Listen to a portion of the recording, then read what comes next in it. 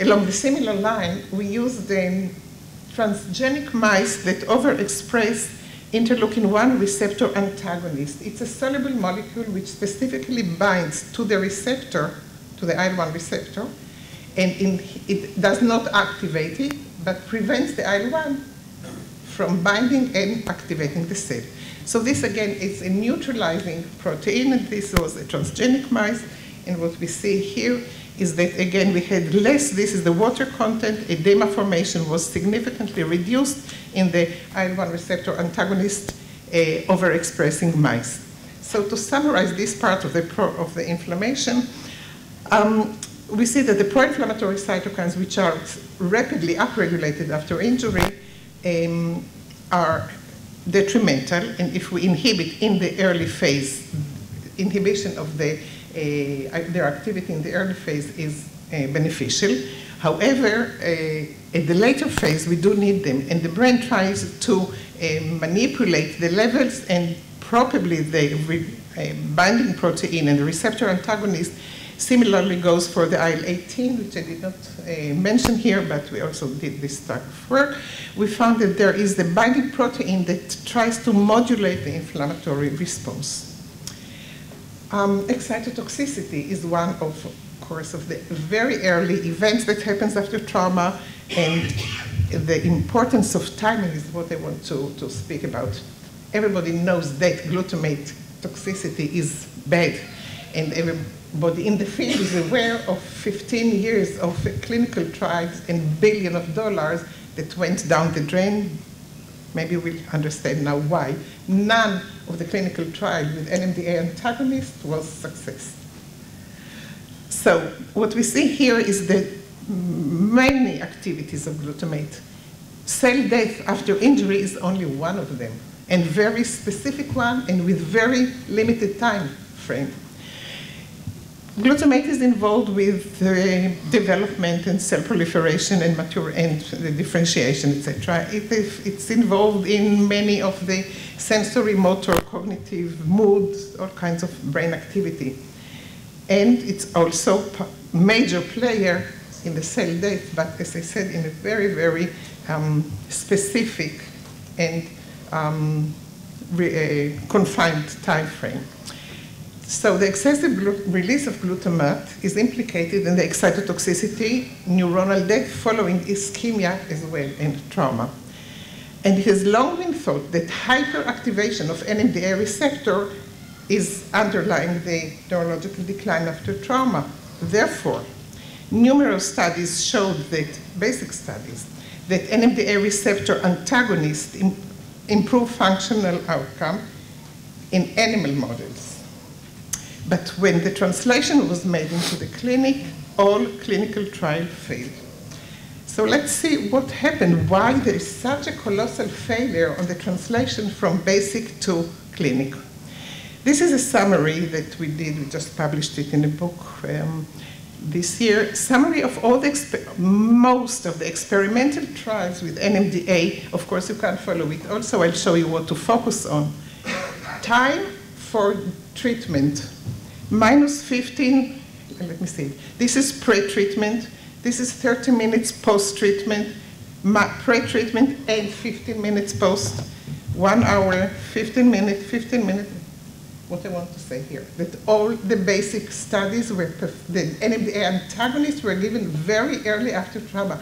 None of these trial reports that the NMDA receptor antagonist is beneficial when given later.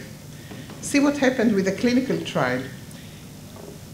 8 hours and another dose 4 days later, another dose 5 days later, another dose 12 hours. The first dose was given between 6 and 8 hours. This is quite reasonable for trauma patients to get into a trial that everybody knows. But the second dose, there was no justification for that. And now if you go back to my previous slide showing all the important activities of glutamate, you'll see that if you block the receptor, you won't get these effects. So you block, and as a matter of fact, many of these trials had to be stopped because of adverse reaction and increased mortality. So is it really the timing which is so important. So we set to investigate what's happening. This is a scheme which is very well accepted. So this is the excitotoxicity. The maximum is here, around 1 hour. This is the time for the first treatment with antagonist. And here, another treatment was given. Why? Why should you block a receptor when there's no overactivation of it? You believe that there is a hyperactivation, so you give an antagonist, but there's no need for it. So really to prove that there is no need for it, together with Anat Biegon, from at that time she was at Berkeley, we did some autoradiographic studies to look at the expression of the NMDA receptor after trauma. And this is we use tritiated MK801, which is the classical NMDA antagonist, and I see the time runs too fast, so I will just show you again, very busy slide, but what we see here, 15 minutes after injury, these are the brain regions that we showed upregulation of this receptor. From 1 hour up to 7 days, these are the regions that we saw downregulation. The NMDA receptor is up to 50% downregulated during 7 days after injury. So why come and give an antagonist? So we did, okay, let's change the concept and look into activation rather than inhibition. And now we don't have to come so early after trauma. We can do it a day later. So what we did is we found that dicycloserine is a co-agonist on the NMDA receptor. It's a partial agonist. It's used as an antibiotic, so it will be very easy, fairly easy, to introduce it into clinical trial. And as a matter of fact, hopefully next week the first patient will be recruited, because now we have all what is needed to do a multi-center study here in Israel. I'll talk about it in a minute. So it's a drug that is in use, and let's see what it does to the neurological score. I'll just go briefly here. It's significantly in orange, the effect on the score and the recovery. Here we look at the change in score, and it's much greater after treatment with DCS. Object recognition, also much faster recovery. LTP, this we did with Rami Yaka in our lab. This is the normal LTP. Here is after trauma, and here is after treatment with DCS. Significantly recovery, not complete, but significant recovery of the LTP after trauma. This treatment also induces BDNF, which is part of the recovery probably that we see here. And again, we have several reasons to believe that the NMDA agonist will be helpful, and we did some therapeutic window studies, those regimen studies, and together with colleagues from Rambam Hospital, Tel HaShomer, and Hadassah, we got the Helsinki, got the support from the military to do the clinical trial on my TBI patients with DCS. So if this will work, it will be, can retire peacefully. If I have a few more minutes to talk about the 6 minutes, that's fine.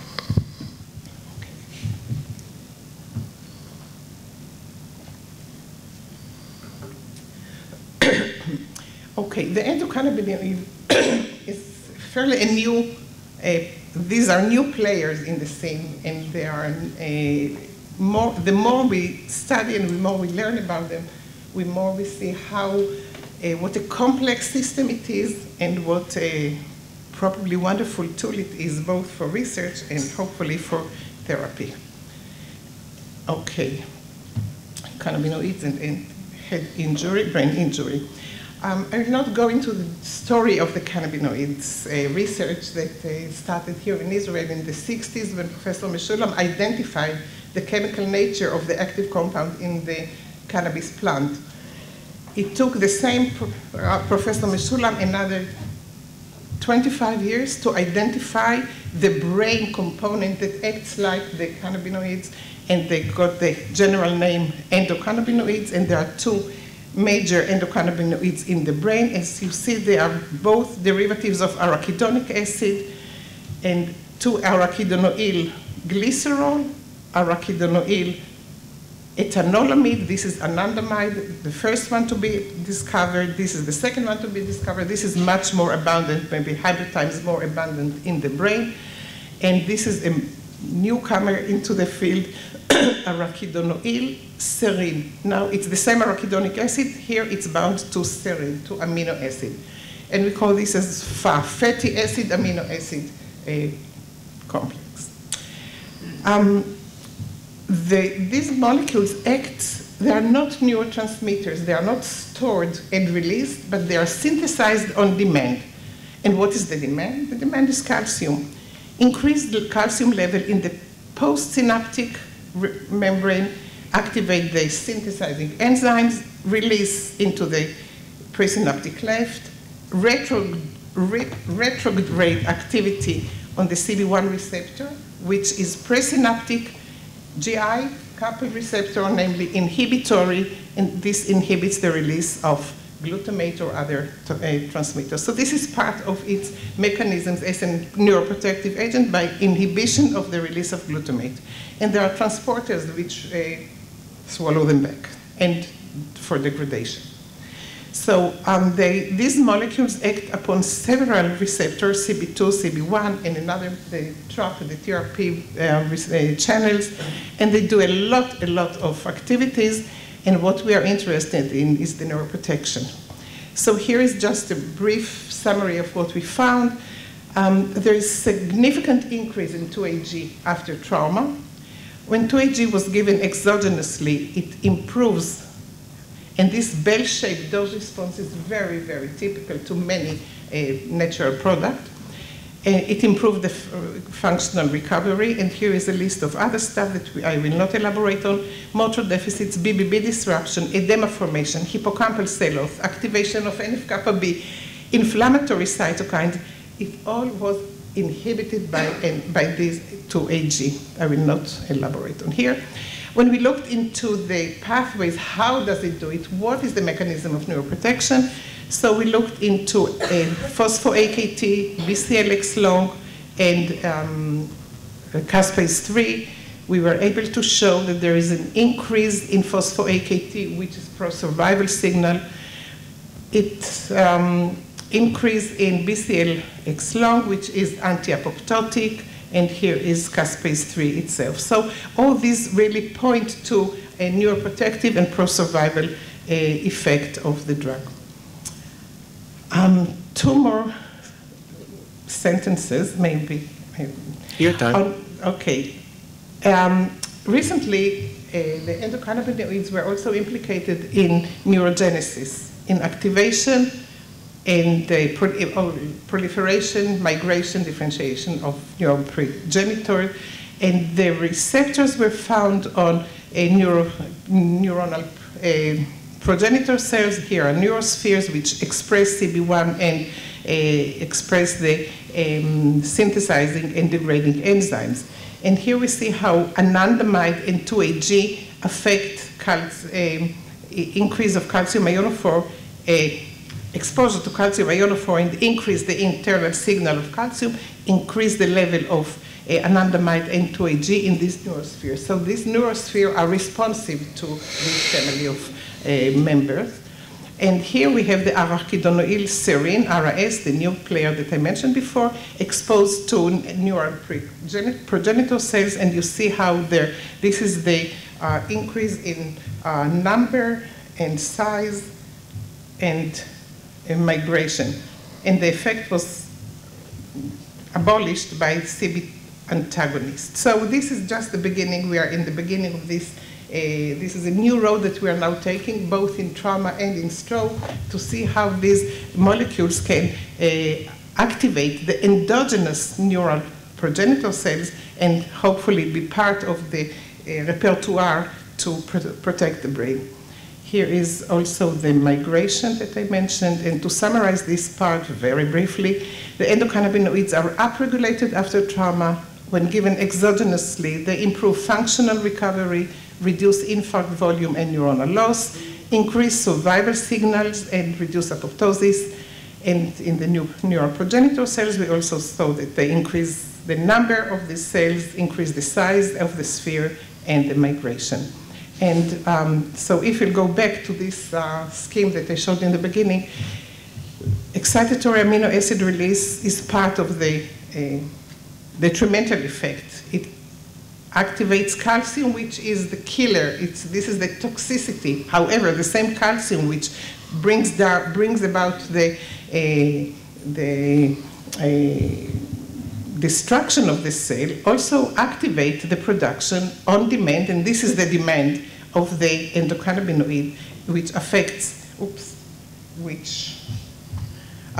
the brain damage, and inhibits it. So finally, the balance between the harmful and the protective mechanism will finally define the functional and the extent of the functional damage. And these are members of my group that were involved in the study and collaborators from my own university and from abroad. Thank you. Thank you.